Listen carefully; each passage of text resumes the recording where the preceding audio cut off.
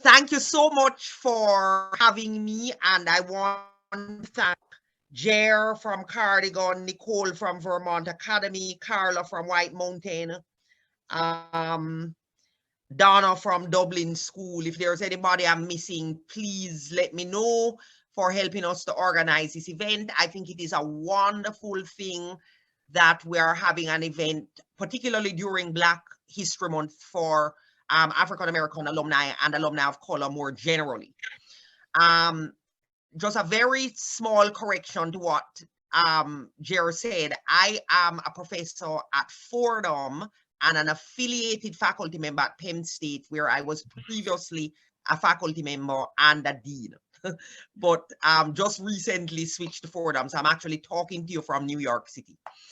Um, so we have an amazing set of panelists this evening, and I am so excited to introduce them. Now, I am going to start with the person who I believe is our youngest panelist, and I'm so impressed by her bio. Fatimata Cham, she is an alum of the White Mountain School. She's currently at the Lafayette College. Fatimata, I hope I don't embarrass you to say that I think you would make an extraordinary Rhodes Scholar. I was a Rhodes Scholar, and I'm very much encouraging you to apply. Your bio is amazing. She's an activist, she's a poet, she's a gender equality advocate. She is a first generation Gambian American college student, a double major in government and law and women's and gender studies at Lafayette. She is a Truman Scholar, a Coca-Cola Scholar, a Girl Up Teen Advisor to the United Nations Foundation. What an extraordinary bio. Really, really impressed, Fatimata. Very much looking forward to what you're seeing. I'm impressed by all of the panelists, but Fatimata, I believe, is our youngest, so forgive me for taking a minute more on Fatimata. Tyson La Dengi, if I mispronounce, please correct me. Tyson is an alum of the Dublin School. He's now a cybersecurity engineer at PayPal. He has a BA from Soka University in California and MS in Information Technology from the Southern New Hampshire University, and also an MBA. He's a member of the Board of Trustees at Dublin, and his expertise is in cybersecurity. Delighted to have you, Tyson. So Alana, wonderfully impressive, an alum of Vermont Academy. She is a mental health caregiver. She currently works at River Ridge Hospital. She has an extraordinary background in ice hockey. She went to Post University. She was an important member of the ice hockey team. She was assistant captain of the ice hockey team for Puerto Rico. She volunteers for the American Heart Association, and she will be starting at nursing school in September. Congratulations, Alana. I am then going to turn to Charles. I encourage you to look at Charles' organization, We Act for Environmental Justice. It is a very important non-governmental organization that works on environmental justice issues and particularly issues of environmental racism. They have trained and recruited thousands of people in OSHA, which is occupational safety and asbestos handling. And many, many jobs have been created. He also is involved in the creation of a solar workers cooperative, an extraordinary history of public service. And he works a lot with Harlem residents in the Columbia University expansion and 125th Street rezoning. He went to Proctor Academy, and we are delighted to have you here this evening, Charles. And finally, I hope Don doesn't mind me saying this. I think our oldest alum is Don. Don is an alum of KUA. I think Don went after to Wesleyan. He has a series of positions in public and government relations for Fortune 500 companies. His most recent position is that he's Senior VP for Corporate Affairs and Public Affairs for Nielsen, which is, of course, the highly recognizable company. We all know about Nielsen. So, Don, it is an absolute delight to have you here. So this is the forum this evening. We are going to begin with a panel discussion, Q&A from me to the panelists. And we will ask people to keep their responses as efficient and short as possible to allow us to get in as many questions as possible. And then after that, we're going to do a little bit of a speed dating. That's not quite the phrase, but we're going to go into different Zoom rooms and meet each other. So, so we're going to talk, I would say, for maybe 45 minutes to 50 minutes, and then go into the meet and greet. So I am going to start as an icebreaker by asking each of you how you came to attend the school that you attended. And, you know, just give us a little bit of a retrospective. How did you come to attend Proctor, White Mountain, Dublin, Vermont, KUA? Just give us a minute on that, and then I'll go into the other questions. I'm going to start with Charles. Please tell us, Charles, how you came to attend Proctor Academy. Well, certainly. Thank you very much for the introduction, and thank you for facilitating the panel discussion. So my name is Charles Calloway. I'm a New York City kid. Grew up in, on Manhattan. I wasn't the prototype kid to go to Proctor. A lot of these kids are gifted and talented. I went to an alternative high school where I was plucked out of many guys and many people who had dyslexia and who had learning disability. I think the reason why they kind of chose me to go to Proctor because I just had I was really good. I was a really good person, but I had challenges learning, and Proctor specialized in that area. And that's how I actually got to Proctor. And I'll just tell you 2 seconds. My mom went to the person who put kids in prep schools in New York City. And the funny thing they said is that they don't take my kind of kids with learning disabilities. So, those who are out there who have those challenges, just ensure that you deserve to get a good education also. So I'm gonna leave that right there. Thank you for that wonderful message, Charles. We are grateful. So I'm now going to turn over to you, Fatimata. Tell me how you came to be going to the White Mountain School, please. Thank you for the wonderful introduction. I'm super excited to be here. Anytime someone asks me that question, I always laugh because it's like everyone has their aha moment. But for me, I grew up in the South Bronx, New York, and I applied through this program, Prep for Prep and Inspiring Young Minds. And they help take a lot of the top students within public schools across New York City and help them apply through private school education. White Mountain School was, along with a lot of other schools, was on my list. And I ended up applying to the same exact schools as my best friend because I knew that my mom wouldn't let me go if I didn't go with my best friend. So we both got into White Mountain School, and lo and behold, that's kind of how the journey started.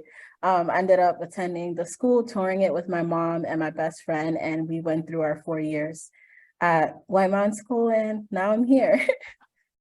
Wonderful. Thank you so much. I'm now turning to you, Tyson. Tyson, could you tell us a little bit as to how you came to be at the Dublin School?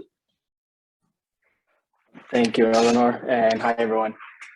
So I'm originally from Sudan, grew up in Egypt as a refugee for 10 years. And then in 2010, I applied to Dublin School, and at 3 a.m. in the morning, I get a Skype call from this person, and I answer it, and it was Mr. Bates, our headmaster.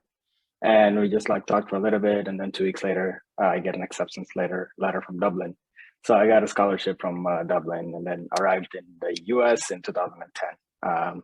And that's a concise version of how I got to Dublin, basically.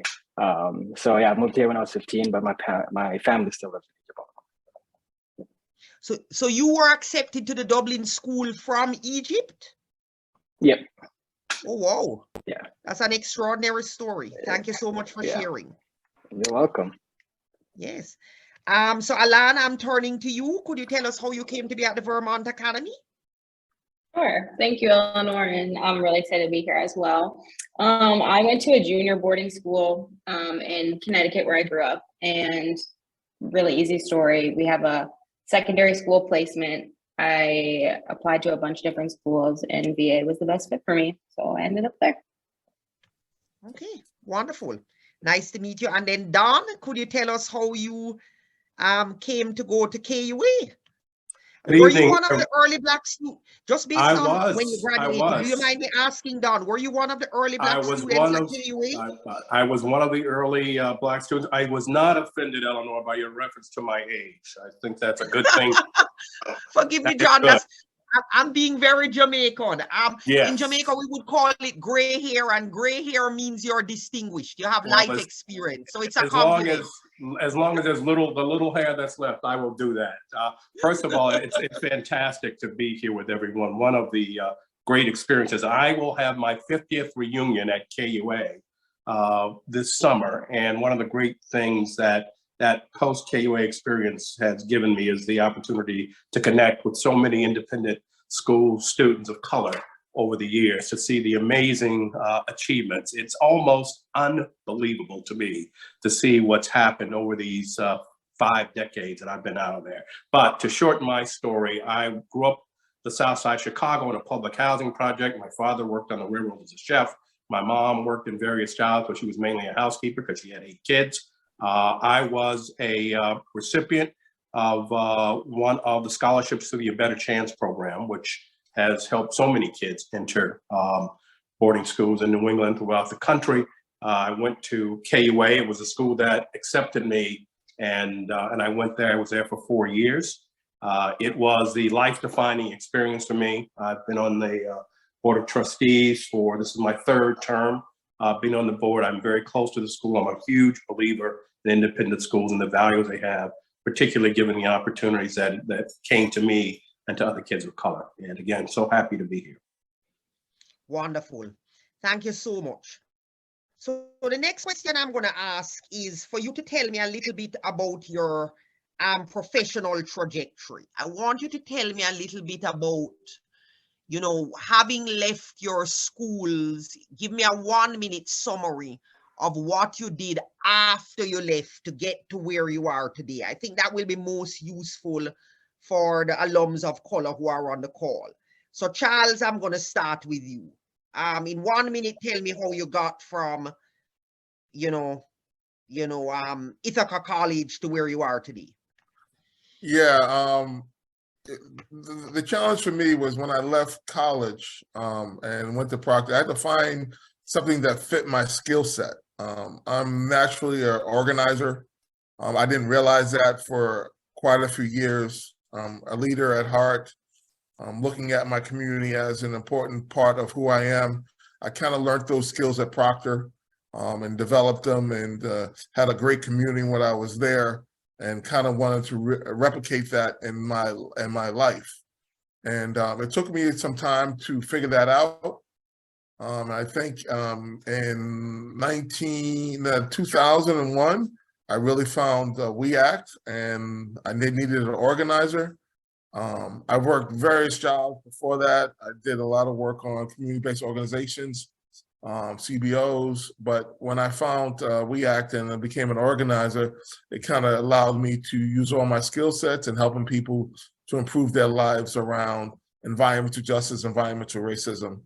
And I've been there now for about 15 years and very proud of the work that the organization has done. So that's how I got to We Act. And I would encourage everybody to look at We Act's website. You're doing some extraordinary work. I congratulate you, Charles. And Fatimata, I meant what I said when I said I really hope you apply for the Rhodes. Tell us how you chose Lafayette College and tell us a little bit about your trajectory since leaving White Mountain School at your Lafayette College. In 1 minute, please. Okay, I'll try to condense as much as possible. When I left White Mountain School, I knew I had a passion for advocacy.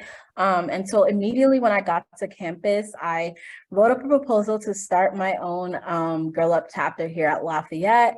So I served as president of that organization. I got the club approved as a freshman. I joined student government as a freshman.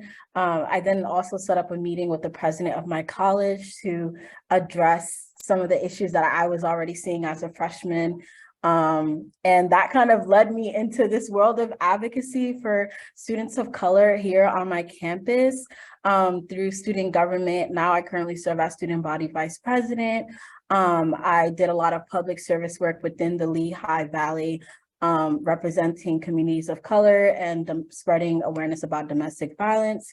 And then also outside of school, working alongside the United Nations Foundation to kind of address gender advocacy within the West African community. So addressing issues of early childhood marriage, conducting research related to that. I co-authored 2 publications related to that, and that kind of led me into starring on a TV show last year called Dear. So yeah, I've just been immersing myself as much as possible in the world of advocacy and really putting myself out there. So yeah, I would say that's kind of been my trajectory after leaving White Mountain School. Okay, wonderful. Thank you so much. And I think Dare is on Apple TV, and I think Malala, the Nobel laureate, was also on Dare. Congratulations on that. So Tyson, tell us a little bit about your trajectory after leaving Dublin, please. Yeah, so after leaving Dublin, first I applied to 18 different colleges. My last choice gave me a full ride, so I ended up going to that one. And I studied social and behavioral sciences, so psychology. And then I was also the lead audiovisual engineer on campus. After graduation, I went and worked for Pixar for half a year as audiovisual engineer and designer. And then after that, they didn't sponsor me because I'm an international student. I would have to be sponsored. So I couldn't get sponsored, so I had to go back and get my master's. Got my master's in IT. And while I was doing my master's, I was doing 2 internships with PayPal. One was their cybersecurity division, and one was their IT team. And then after I graduated with my master's, I got a full-time offer working with their issue management team. And then I moved on to becoming leading their bug bounty team, which is a team that works with about 11,000 global hackers.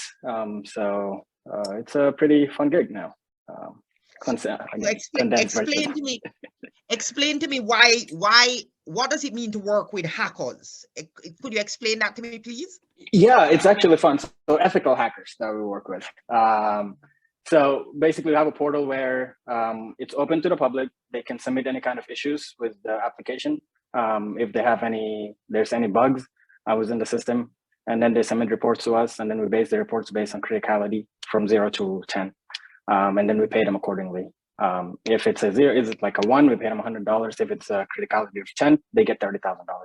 So it's a pretty good gig as an open source hacker. So it essentially is a mechanism of you figuring out the bugs early. That's what it is. That's really what exactly. A mechanism of, okay. Yeah. Very so they send us, yeah. Sorry to cut you off. No, this very. I just figured other people who are not IT people might have the same question, so that's why I asked. True. Okay, so let's now go to I am going to go next to Alana. So Alana, tell me quickly, please, what you did, your 1-minute summary as to how you got to where you are now after Vermont Academy. Sure. So in high school, I played a lot of sports. I was a big hockey player. So that's how I chose where I wanted to go to college. I played 4 years of Division I hockey at Post University, and I also studied psychology. I did a bit of bouncing around after college. I stayed in Connecticut for a bit, and then my family moved to the Midwest, so I moved out here. I live in Milwaukee, Wisconsin, but I work at a behavioral health facility outside of Chicago now. I work on the pediatric unit with kids who struggle with different behavioral health disorders and stuff like that. And it's a really hard job, and it's rewarding most of the time. But yeah, so I am now, after I finish my tenure there, I'm going to move to Boston in April and start my master's in nursing at Northeastern. So I'm gonna start doing that, and my goal overall is to be a psychiatric nurse practitioner when I'm all finished. So that's pretty much where I'm at now. Yeah. Well, congratulations, Alana. That's an extraordinary public service, and I congratulate you. Thank you. Don, I'm going to give you a little bit more time because you have 50 years to summarize. So I'll give you a minute and a half. Could you tell us, after leaving KUA and then going on to Wesleyan, how you ended up at Nielsen, where you are today? Eleanor, I don't need that time. It's been so quick. It's been so fast me going through that. So Alana, we are probably, this is one of those unique situations. I played hockey also at KUA and ended up coming again from the South Side of Chicago to be the starting goaltender at KUA for my senior year. And I went to Wesleyan. I was a starting goaltender there for 3 years. So who knew that we'd have this coincidence on this call. So quickly, with regard to my career, I knew from the time I was 13 years old, I wanted to be a journalist. Now, that's a long story, but I knew it. And when I went to KUA, I worked for the newspaper. I became the editor of the newspaper. And then when I went to Wesleyan, and the reason I went to Wesleyan was because one of the faculty members at KUA had been a Wesleyan graduate. And he was my freshman English teacher, and he insisted from the first day I got there that I was going to go to Wesleyan. And I had never heard of Wesleyan, nothing about it or anything like that. But he stayed on me for 4 years. I applied to 5 or 6 different schools, got into every one except Princeton. And I ended up going to Wesleyan because of his recommendation, which was a wonderful experience. There was no journalism major. I majored in economics, which was a great major to have at that time because it gave me such broad experience. And I started my career in newspapers. So I really have to hurry this up because I have had more jobs than just about combined on this call. I worked in newspapers, I worked in television, I worked in public investment banking, financing, I worked in the National Football League and public relations, and currently, as I said, I've been at Nielsen doing government and public affairs for that time. One thing that I've learned in my path is, and none of these jobs, not one of them, except the first one that I got, was anything I planned to do. I had no idea that I was going to take these jobs.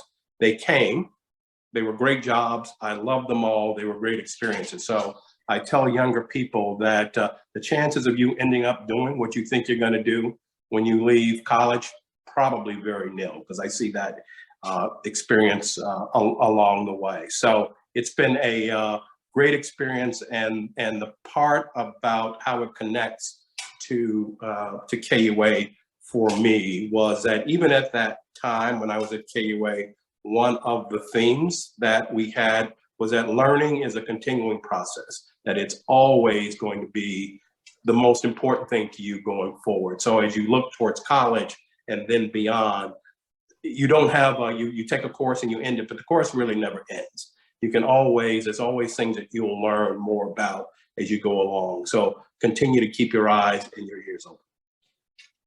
Wonderful. Thank you so much. So at this juncture, I'm going to let you all panelists jump in as you feel fit. And I'm going to ask you the following open-ended question. How do you define belonging and inclusion? If there have been times where you did not feel fully included, what did you do to speak up for yourself and change the situation? So I'm going to open it up and let you jump in and give me your responses, please. Well, I guess I'll go first since I've been the person who's gone first. But, being at Proctor, it was, I just look at the ratio of people that were there when I was there. So there were about 520 people, and there are only 4 minorities in the school, which, we always see that we are definitely minorities in the school. And luckily for me, I wasn't a small kid, so I didn't have to deal with a lot of the, back in the 80s, they were still doing, harassing the kids and doing pledges and all that kind of stuff. So I didn't have to deal with that. And I made sure, being a big fellow that I was, the other people that were minorities, that we kind of stayed together and protect each other. But over the years at Proctor's, you develop leadership skills, and you find the differences in people that you are in the school with, and you build relationships. And building those relationships. By the time I was a sophomore, the spring year, it was really good to understand that a lot of the kids that I went to school with had the same problems that I had. The only difference is that I was a man. I was a person of color, and understanding that we all had struggles. Some of us had struggling academically. And I always struggled academically throughout my years. And how do I make myself feel included? I built relationships with people who still have relationships with them today, and that I call them all the time and get their support on different things that I do. But it's really about building relationships and identifying who you are in the community, understanding what you're capable of doing. And for me, it was just making sure I stayed in my lane. But the confidence that I got from that is amazing because the work that I do today. So I'm gonna land my plane there. Okay, thank you very much. We really appreciate it. Who's gonna go next?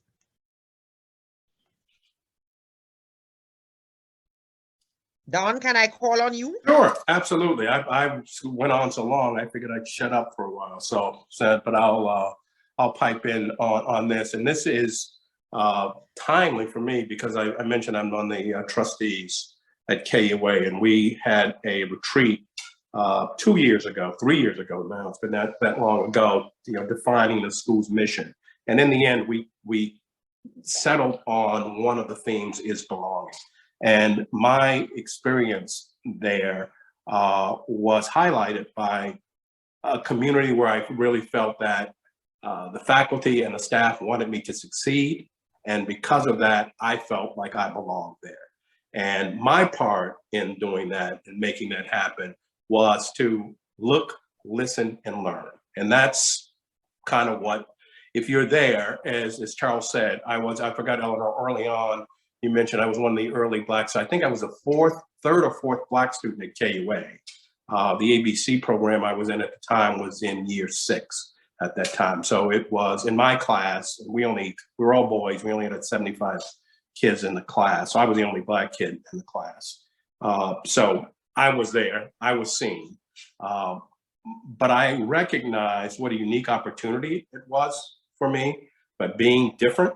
And one of the things that I tell younger people, I've talked to a lot of younger high school students, and it's a term that's become popular recently, is be your authentic self. I think that I didn't know how to be anything different than what I was. And I think because of that, people found me interesting. And I made friends. One of my best friends in the world now is the guy who was on my floor when I was a freshman at KUA. We've known each other for 50 years.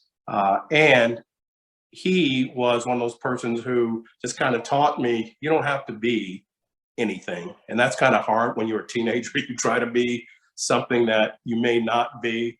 But at KUA, I found out that being me was going to be the thing that helped me and drew people to me and gave me the sense of belonging, whether it was the activities I did and the classes, the interest I had, the sports that I played. So I'll stop there.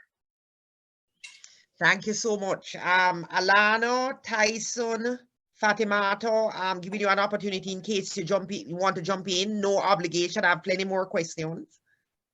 Yeah, I was just gonna say same thing. Oh, sorry, Alana. No, you go. It's same thing along the lines of what Don just said. Like growing up in Egypt, as a refugee, it's like you're growing up in a country where people look at you as, in a negative way. Let me just put it that way, because Egyptians tend to be a little bit more racist due to them being in North Africa, so they have that superiority complex. So having that new perspective of like coming to the US to a private school, and then Dublin back then had only about, I think, 15 to 20 Black students, which is actually a good number for the amount of people that we had on campus. It's a total of 150, I believe. So it was nice to have like a community so diverse, from kids from all walk of like every country in the world, honestly. And that was just kind of eye-opening, people being really open to you and just communicating to you and talking to you as a human being, And I believe like the diversity and inclusion for me means like a community that has the best interest, your best interest in heart rather than mine.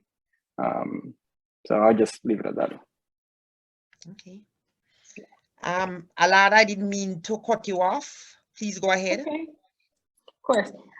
So as I said earlier, like I grew up playing sports, and hockey, for those who don't know, is a predominantly white sport. And growing up, I was always the loudest one in the locker room. I was always the most rambunctious. And at VA, that was never really an issue. Like I just walked into my space and found my people, and I was able to flourish there, and I was accepted for, being different. And, growing up, that was really hard. That was the hardest part of playing hockey, was not like having my name on the back of my jersey and people being like, whoa, Lopez, like, what are you doing in here, kind of thing. And at VA, that wasn't ever a thing for me. And it was really eye-opening and an amazing experience, to be able to be at a place where everyone was accepted and everyone was able to find their people. And I had people in my corner all the time rooting for me. And it helped me, get to where I am now and feel accepted, and, not really care what other people think, just kind of doing my thing and letting my voice be heard and not feeling like an outcast. So VA really, really got me there. And I know it's kind of cliche, but it really was my high school experience that got me to accept who I am and be as loud as I want all the time. Wonderful. Thank you so much for that. Fatima, not meaning to put you on the spot, but yeah, I can definitely add to what everyone else already said. I would say, like, with belonging and inclusion, I think there are like two scopes you can look at it. You can look at it on a micro level, where it's like, what responsibility do you have as an individual to kind of create and make that space for yourself? And then what responsibility does the institution or school have to create this space of belonging and inclusion?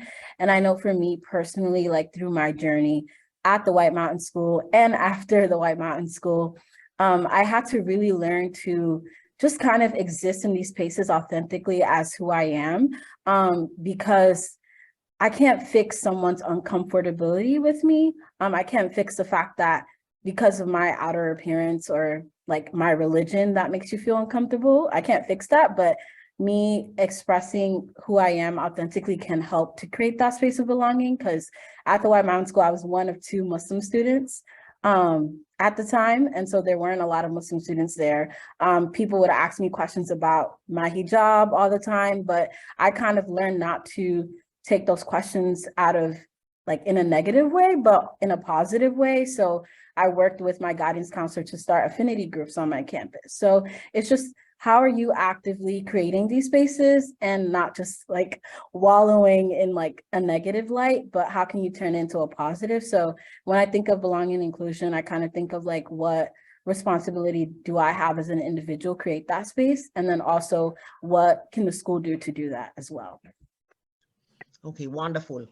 So I'm going to ask a question. I got suggested questions, and there are several of them are excellent. I had one of my own questions that I wanted to ask, and I'm going to explain to you why I ask it.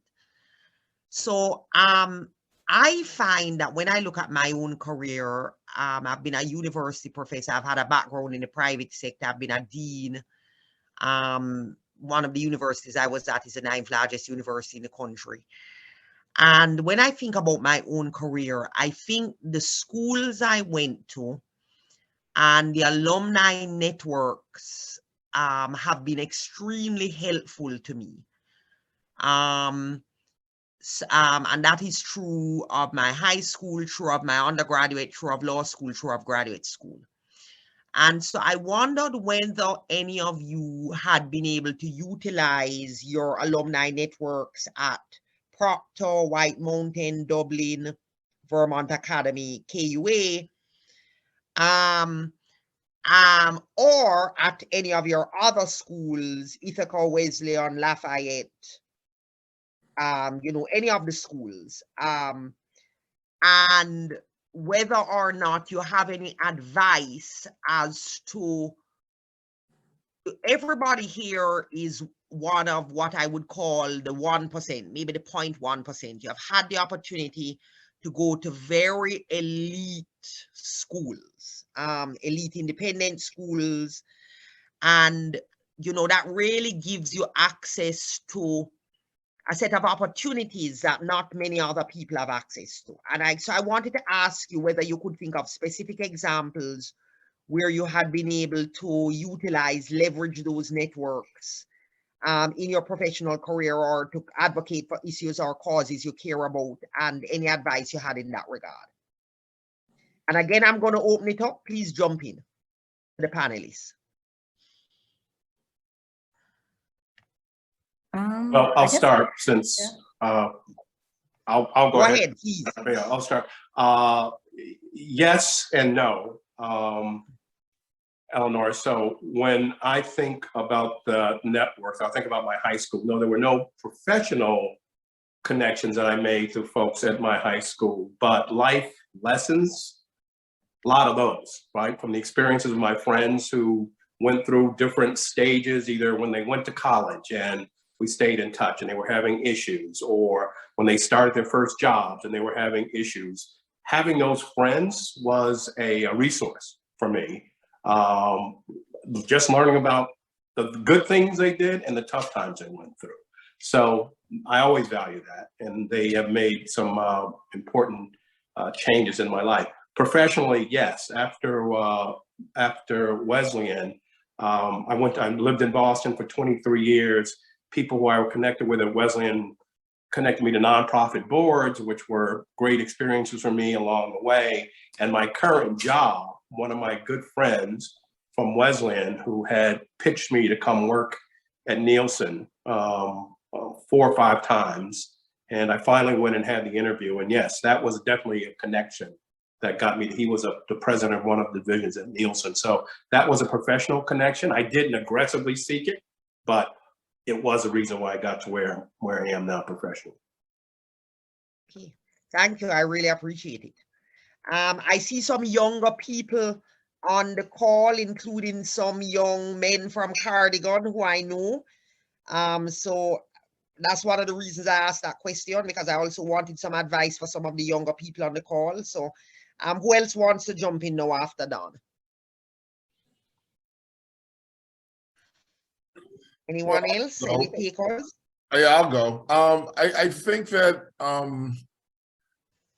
during that age of between 13 and 18, building relationships with the friends that I had at Proctor, as Don was talking about, we all go through trial and tribulations, and having a friendship with someone for 4 years and living with them and so forth and seeing them every day, and when they go through their trials and tribulations, you know one thing, that you can most likely trust who they are, because you know them as a person, right? Even though they may have gone to, dark places, and they may be calling you for help, or you may be calling them for help, but you know that in general, they are good people, and having those relationships with those people can actually help you go through your process and support you in the things that you're doing. So having those important relationships that, having those relationships that you know that the person you're calling is someone who you trust and that you live with and not going to give you a bad information and tell you the truth. That supported me throughout my times in my life when I needed someone to call, or someone I needed to confide in, who's going to tell me the truth. So yeah, I'll leave that there. Don, you said hit it on the nail and got me jobs. But the main thing is that, when you're going through some times in life and you needed someone to call, those people at Proctor and people in college who I had those relationships with helped me through my tough times. Okay. Well, thank you. Very kind of you to speak with such candor. We really appreciate it, Charles. Anyone else who wanted to ask that? Answer that question? Okay, so I'm going to move on to another question. I wondered and this will probably be the last question, or the second to last question, so that we can move into the Zoom rooms to meet each other, to really meet each other properly. But I wondered whether there was any advice as alumni of color that you have for administrators from each of your alma maters on this Zoom meeting. You know, there are representatives from all of the schools at this Zoom meeting, and I wonder if there you have suggestions for how independent schools can foster a greater sense of belonging among students and alumni of color moving forward. If there's any advice, we would love if you'd share it. Okay, I have worked at a camp for several years in southern Vermont, and like Fatimata was saying earlier about affinity groups, I think that affinity groups are really important to have in spaces like this and at independent schools where the population is predominantly white. Having these spaces of belonging and places where people of color, people of marginalized groups can go and just be together and talk to one another and share experiences I think that's so important. And schedules at secondary school can get so busy and so draining and so hectic that that might not be a possibility for some of these schools, but I think making it a priority for kids of color to be able to have a space where they're just able to just be and not worry about any of the outside stuff going on, or where they can bring up issues that they might not be able to bring up with their friends who aren't experiencing the same things. I think if more, I obviously am not as connected with VA now as I was 5 years ago, but I don't know if these things exist, but if these are things that can be implemented and they don't exist, they really work for our camp setting and for younger kids to be able to just have those experiences and be able to share what they're going through with one another. And I think it's super important.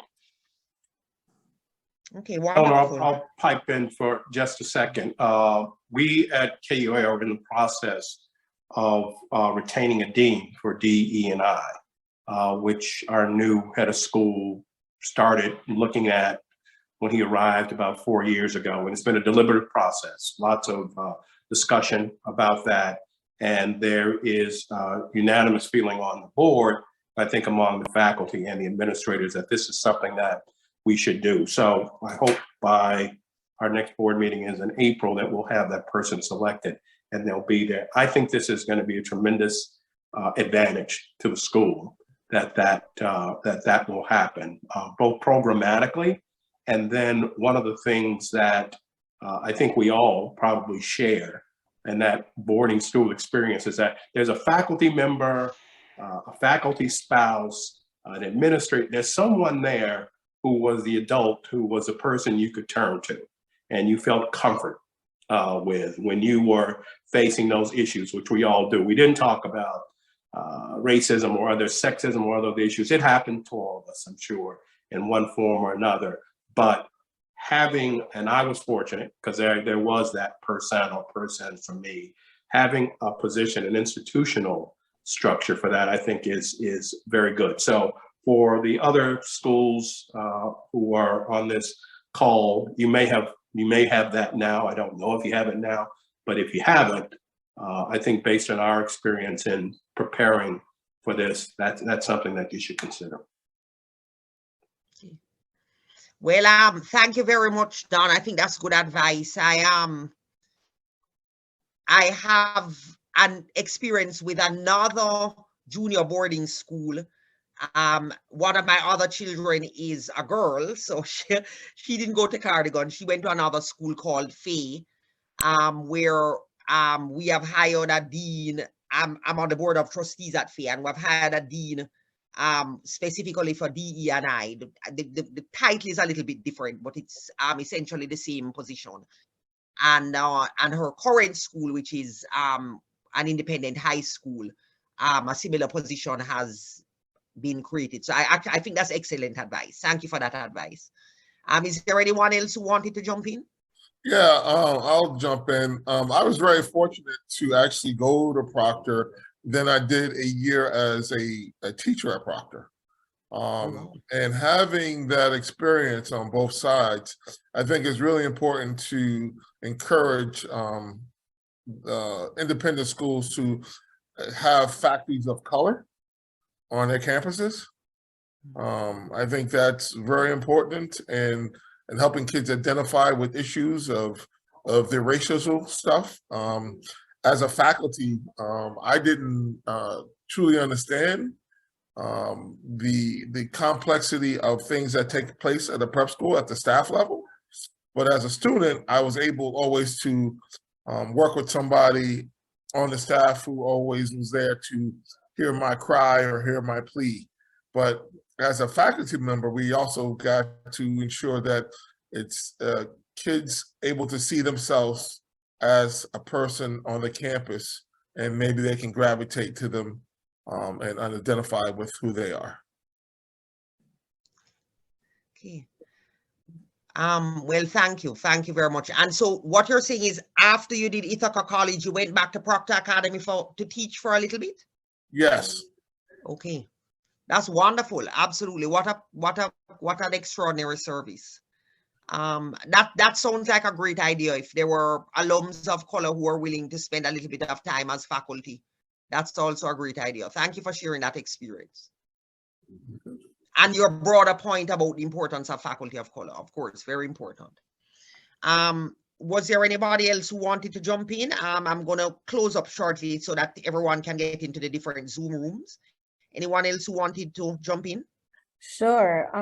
I'll quickly add, I think diversifying curriculum is really important. I think learning about people's backgrounds and identities is ongoing work, and it doesn't stop at just Black History Month. And I feel like sometimes it's like we have a theme for a month and that's like what we talk about for that month, but like these are people's lived experiences. So like making sure that faculty are properly trained, implicit bias training, making sure that within the classroom, the conversations that are being had don't place a burden on students of color to talk about their lived experiences, but rather it's like a community conversation, like calling people in and not calling people out is what I like to say. So I think diversifying curriculum, having trainings that all students go through, like at my school, we do social justice peer educator training for all students, new students when they come on campus.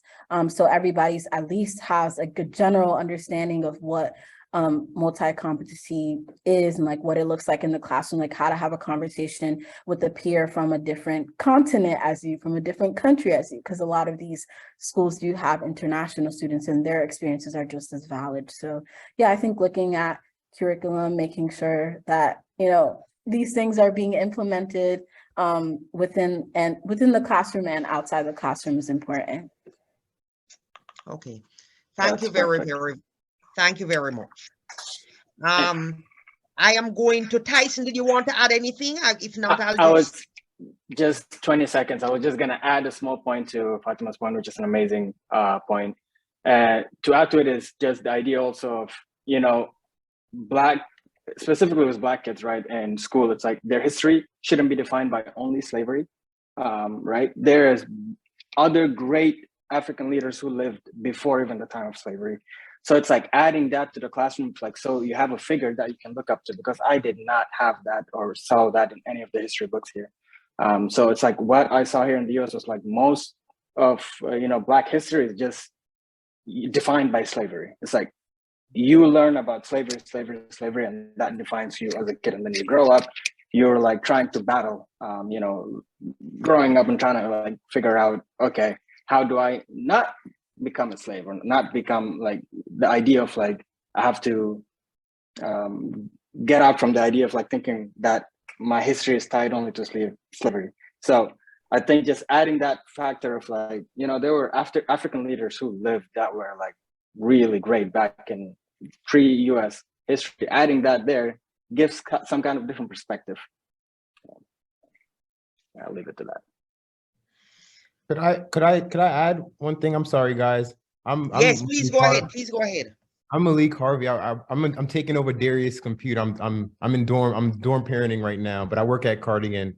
I just wanted to add a little bit to the conversation about this, because I teach science here at Cardigan, and I think that continuing with the two people who just went before me, about adding race theory to curriculum is so important, because I didn't know who I was. I'm still not knowing who I was. I can't trust what I'm told about who I was because I don't like what it says. And so these are just things that I think are important to include in the curriculum, especially at private schools. I just wanted to add that. That's it. But yeah. Thank you so much, Mr. Harvey. Mr. Harvey is actually the science teacher for both one of my sons and my nephew. Delightful to see you, Mr. Harvey. Thank you for that comment. I guess as a closing comment, I would say that although I'm not a legal historian, I'm a law professor, but I'm not a historian. I utilize a lot of law, a lot of history in my academic work. And one of the differences, I think, between the way we teach in my native Caribbean, the West Indies, which is where my children went to school before they came to the United States for independent school. So most of their schooling was done in Jamaica. And the way it is taught in the United States is that the Black experience in the West, and when I say in the West, I mean, you know, the United States, the Caribbean, etc., is one in which people being enslaved is significant, because that is the reason that African people were brought to the Americas, whether it was to the United States, the West Indies, Brazil, Spanish Caribbean, etc. But prior to that, you know, and, you know, parallel to that, you know, there's a huge, much larger history. Historians might call it, you know, the Black Atlantic. They might call it there are a lot of phrases, but, you know, I think there's a way to teach the history, or however it might be, you know, the humanities, such that that experience, while important, is not the totality of the experience. It is a much broader experience. And I think that's a good way of kind of putting together all of the different comments that have come up. So the last thing I wanted to say is that, you know, this has been a space without judgment. You know, we are very grateful for the candid way in which people have spoken. We are recording the event, as we let everybody know, for sharing. And we're grateful for you to have spoken and shared your time with us and spoken with candor. Following this event, we are going to send out a directory of attendees so everybody can stay in touch with each other. We will also send out an email with a brief online survey. Jeremiah is also sharing that survey link in the chat, so please look for it in the chat. And this is going to be an annual event and part of a networking series. There are going to be in-person networking opportunities in March in both Boston and New York. So we look forward also to seeing you at one of those events. So having said that, I am 1 minute past my time, and I'm now going to hand it over to Jeremiah to start the speed networking process. We're very grateful to you for having attended, and we're really delighted that you were here. Thank you so much, everybody.